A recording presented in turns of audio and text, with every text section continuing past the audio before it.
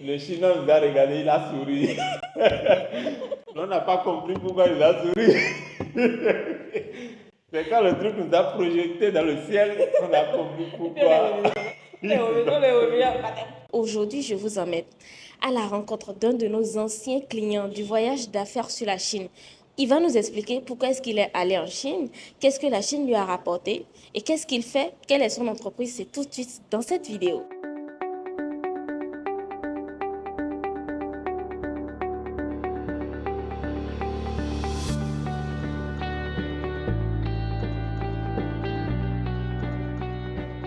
Pour ceux qui ne vous connaissent pas, c'est qui Monsieur Firmet? Alors moi, c'est Moïse Firmet de votre nom. Je suis le directeur de EUG, une école qui forme dans les métiers du design, du graphisme, de l'audiovisuel, du numérique. Nous existons depuis 7 ans. Nous sommes présents dans 3 pays africains. Et aujourd'hui, nous avons du collège technique jusqu'au centre de formation et à l'université. Donc, nous avons 3 pôles. Il y a le collège technique qui est différent, il y a le centre de formation et il y a l'université. Donc, nous formons également des gens pour la licence, le master, etc., avec des partenaires étrangers. EIG, c'est quoi la mission? Qu'est-ce que ça apporte de plus dans le développement du continent africain pour les jeunes? Qu'est-ce que ça apporte? Nous avons créé l'école internationale de graphisme EIG parce que nous avons constaté qu'il y a véritablement une inadéquation entre les offres de formation existantes sur le marché et les besoins des entreprises. Du coup, les jeunes finissent leur formation et ils n'arrivent pas à s'insérer parce qu'ils n'ont pas les compétences recherchées par l'entreprise. Je suis totalement d'accord. Du coup, nous avons créé ce modèle pédagogique-là pour cumuler l'enseignement général, l'enseignement académique avec l'apprentissage. Ce qui fait que nos étudiants, quand ils sortent à la fin de leur formation, ils sont directement employables, ils sont directement utilisables par les entreprises. Ce qui fait que chaque année, depuis 2014 ou 2024, excusez-moi, non 2023, que nous avons commencé par mesurer quand même le taux d'insertion. Cette année, par exemple, nous avons eu un taux de placement de 100% de nos étudiants. Wow, vous imaginez une école où 100% des étudiants ont leur emploi. Regardez, les gars, si vous êtes parents, déjà, commencez par taper, c'est quoi? EIG Bénin. Faites des recherches. Ils sont également au Burkina, c'est bien ça? Oui, et au Mali. Au Burkina et au Mali. Donc, si vous êtes parents, c'est l'école qu'il faut pour vos enfants. Mais pourquoi est-ce que vous avez décidé d'aller en Chine? Alors, c'est important parce que moi, j'aime beaucoup voyager. Et je me suis assigné comme mission il y a quelques années de découvrir un nouveau pays chaque année. D'accord. Parce que voyager, pour moi, ça te rend plus humble. Ça renforce ta sensibilité. Tu vois beaucoup de choses qui te choquent. Mais tu n'as pas le choix parce que tu as vécu dans un environnement où tu n'avais jamais vu ça. Donc, pour moi, ça renforce l'humilité, ça renforce la patience. Et ça ouvre l'esprit de la créativité. Voilà. Tu t'inspires de ce qui se passe ailleurs, du système d'ailleurs pour pouvoir améliorer ce qui se fait. Donc, moi, j'aime beaucoup voyager, observer.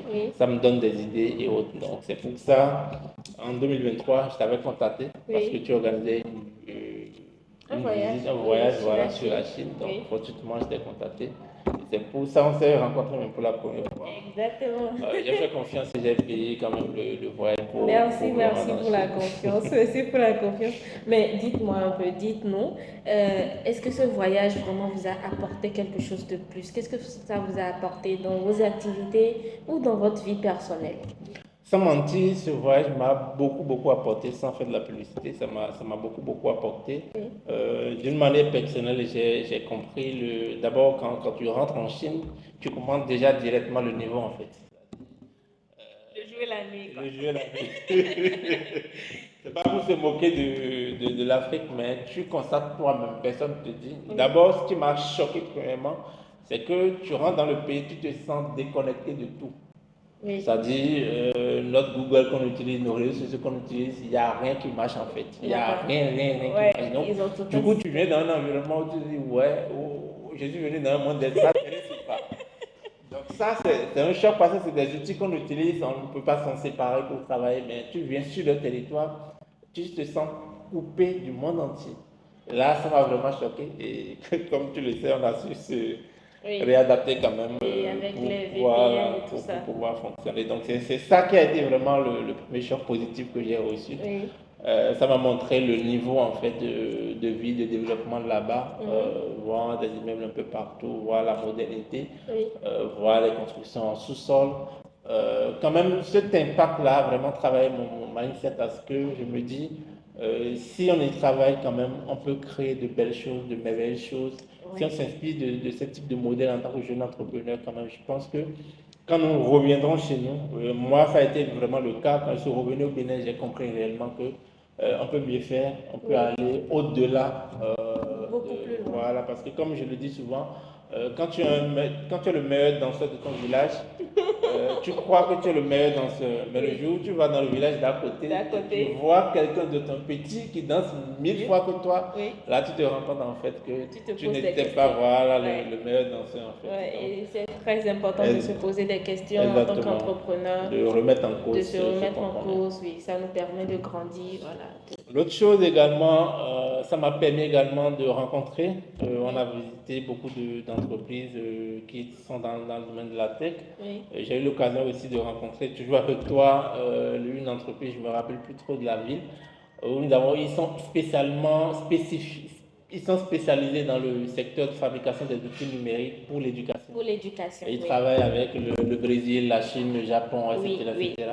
En rencontrant ce directeur, on avait eu la chance de rencontrer le fondateur. Oui, le fondateur lui-même. Qui a partagé un peu son parcours avec nous parce qu'il avait l'accent purement anglais, malgré qu'il était chinois.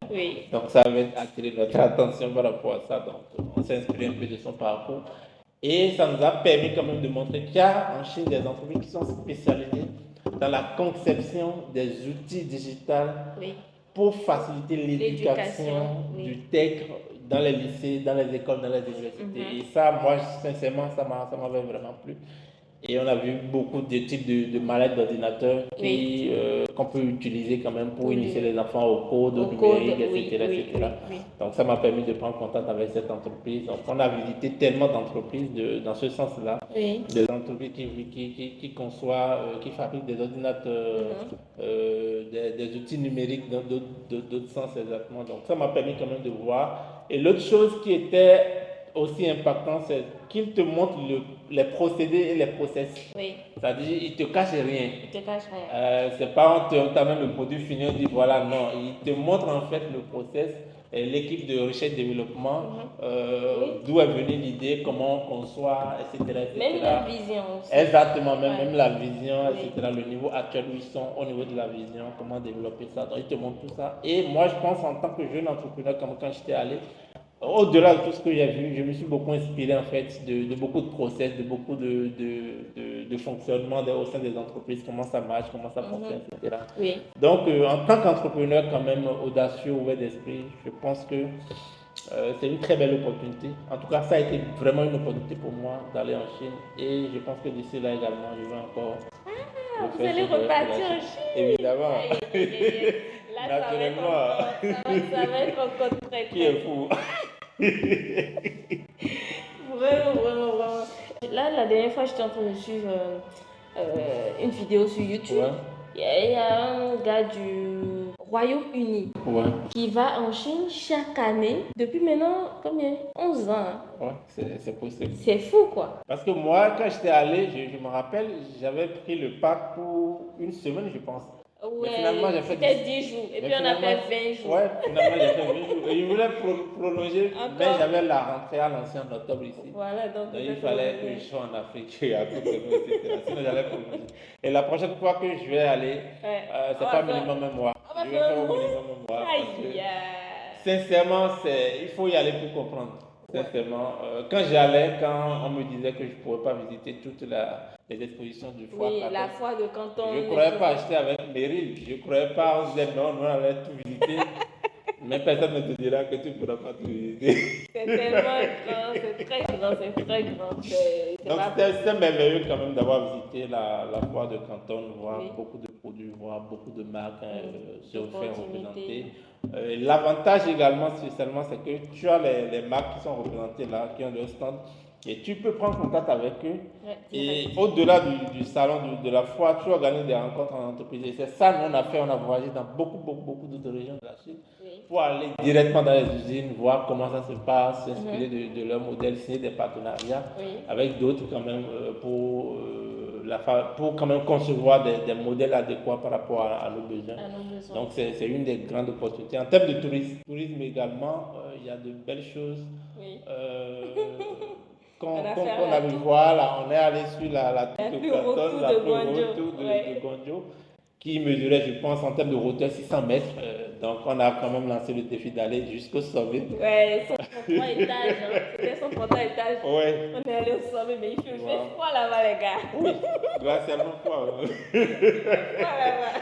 Je me rappelle de l'exercice qu'on a fait où on voulait. Parce que quand tu viens au niveau du sommet, il y a quelques mètres en hauteur qu'on fait avec un chariot. Oui, oui. Donc, je me rappelle cette nuit-là où on voulait monter dans le chariot pour se prêter à l'exercice. Le Chinois nous a regardé, il a souri.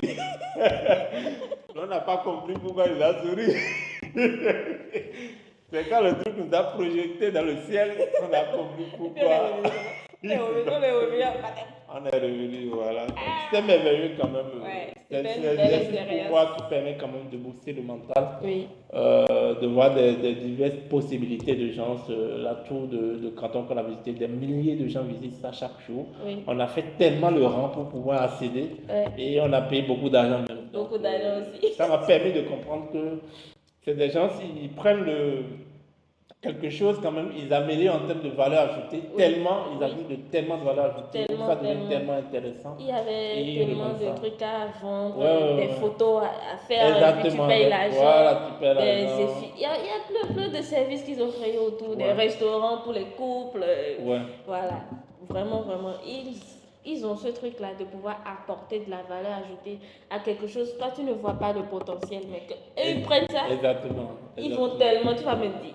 Il y avait de l'argent dans ça, je n'avais pas vu. C'est vrai. L'autre chose aussi que j'ai vu, j'ai compris que les Chinois sont très engagés quand ils travaillent dans des entreprises. Oui. Ils ont la culture d'entreprise. Oui. Ça, tu le ressens automatiquement quand tu visites des usines. Oui. Quand tu rencontres des commerciaux, tu vas croire que l'entreprise les appartient. Oui, carrément.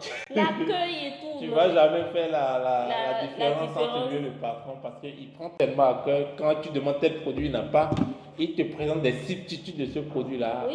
Il veut coûte que coûte t'avoir dans son agenda. Il te présente tellement le produit, tu diras que c'est lui qui l'a fabriqué. Ils ont une approche commerciale très violente, si vous me permettez le terme, pour pouvoir t'approcher, garder le contact, prendre ton numéro, t'écrire, t'inviter, même possiblement te payer le billet pour visiter leur usine, envoyer un bus, envoyer un chauffeur. Ils sont en termes d'approche.